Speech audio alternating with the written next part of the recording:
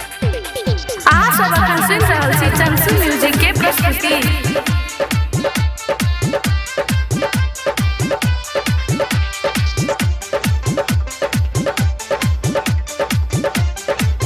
कि हमारा छोरी अपना पिया संगे चल गेलही कि हमारा छोरी अपना पिया संगे चल गेलही त धोखा द हमारा संगे मुहावा मोर लेलही त संगे खाके क्रिया छन में रिश्ता तोड़ देलही कि हमारा छोरी अपना पिया संगे चल गेलही कि हमारा छोरी अपना पिया संगे चल गेलही त धोखा द के हमारा संगे मुहावा मोर लेलही त संगे खाके क्रिया छन में रिश्ता तोड़ देलही।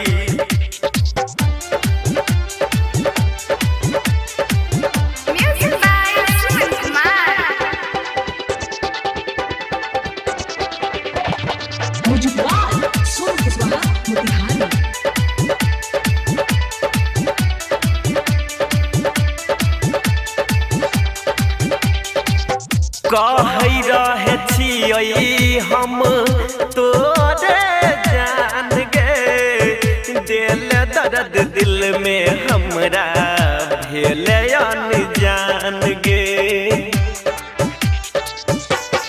हाँ हाँ कही रहे छियै तोरे जान गे दिल दर्द दिल में हमरा भेल जान गे त संगे सैत के इज्जतिया हमार लूट लेलही त संगे सैत के इज्जतिया हमार लूट लेलही त धोखा द हमारा संगे मुँह मोर लेलही त संगे खाके क्रिया छन में रिश्ता तोड़ देलही।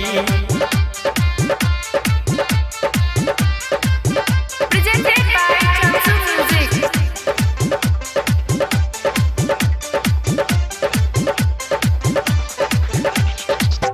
बचपन से रही छेले हमारे तू पास में जियल दुश्वार भेलै तोरे गयास में।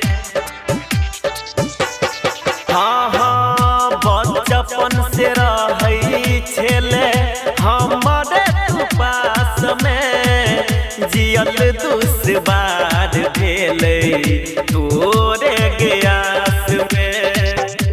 तब भूल पे बोल तोरा जखम देलही गे तब भूल पे बोल तोरा जखम देलही गे त अपना पिया संग जाके तू बदल गेलही त अपना पिया संग जाके मुहावा मोर लेलही।